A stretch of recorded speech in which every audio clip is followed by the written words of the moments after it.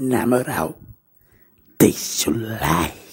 E aí, de boa? Obrigado por clicar no vídeo e não se esqueça de comentar o que achou do episódio. É isso e, dito isso, lá vamos eu, para mais um capítulo de One Punch Man. Na capa tem o Prota, que impressionantemente, não teve o nome revelado em lugar nenhum. Enfim, ele está colocando uma de suas luvas enquanto um tipo de Godzilla cospe fogo ao fundo. Gosto que o Prota, nessa época, tinha um rosto de criança. Bom, o episódio começa com o Old Fade, que significa cara velha, oferecendo uma bebida manipulada para o seu irmão, o Beefcake, que significa bolo de carne. O Old Face é um cientista e o seu irmão é um marombeiro.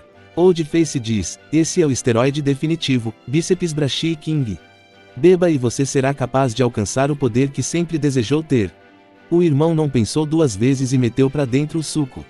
O efeito foi imediato. Em segundos, ele começou a crescer e crescer até a sala ser pequena demais para ele. Enquanto assistia o corpo do irmão crescendo não só em músculos, mas também em altura.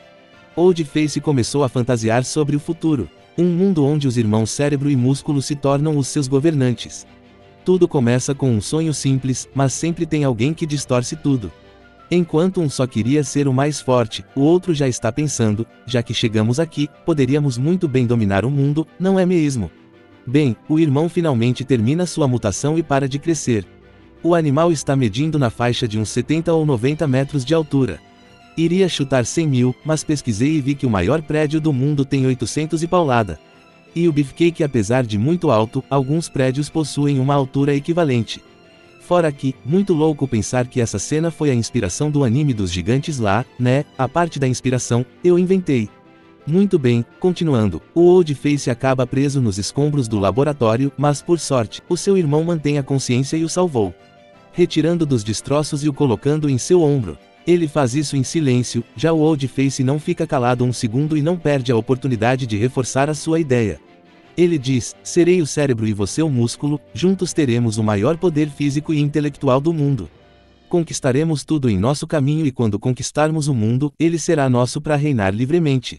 Enquanto o irmão fantasia com o futuro, o Beefcake está pensando: apenas quis ser o homem mais forte do mundo, isso era tudo que sempre quis.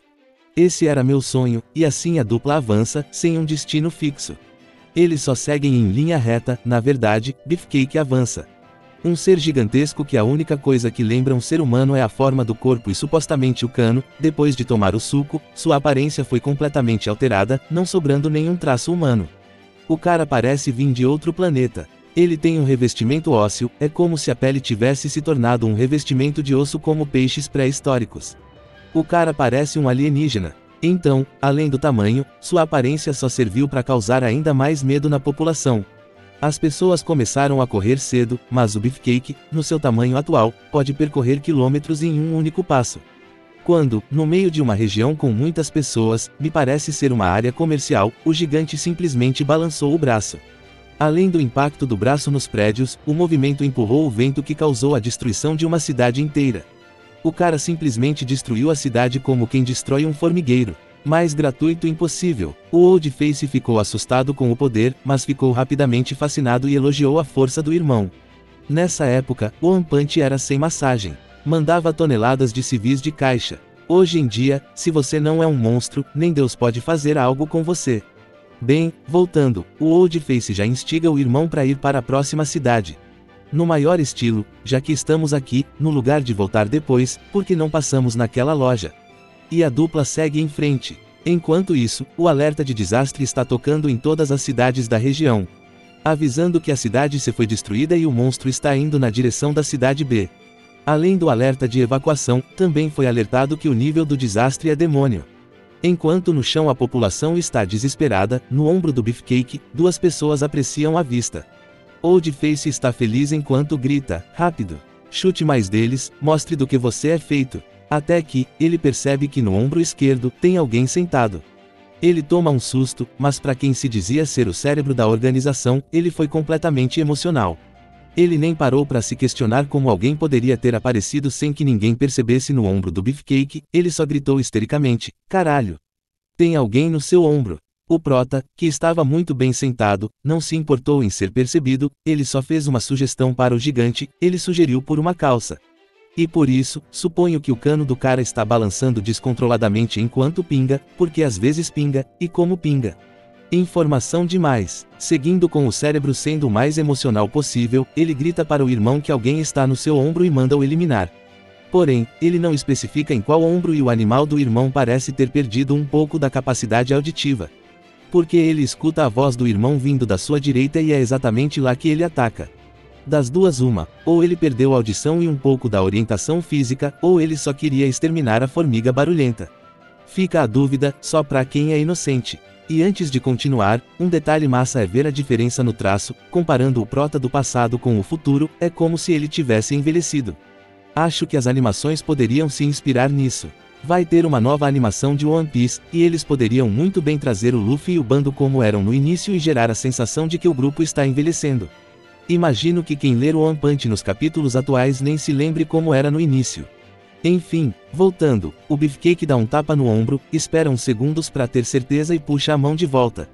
Vendo o que fez, os restos em sua mão, ele começa a gritar.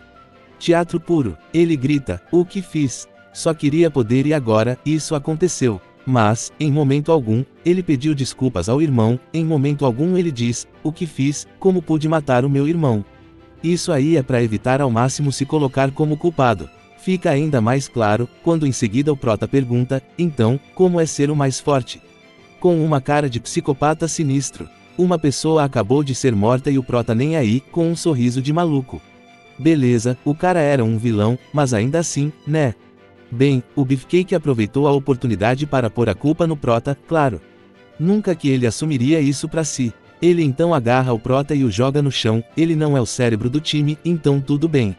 Porque o prota cai no chão e não acontece nada com ele.